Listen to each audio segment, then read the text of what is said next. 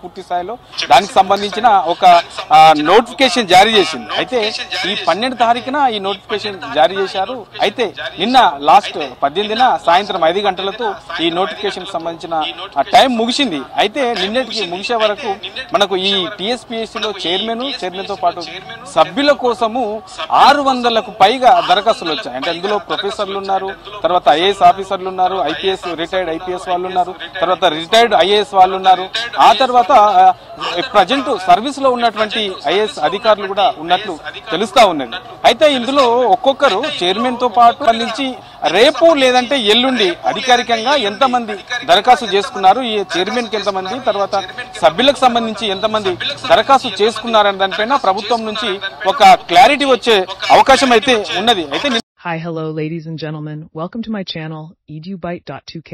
Before we move, please hit the like button and subscribe to my channel.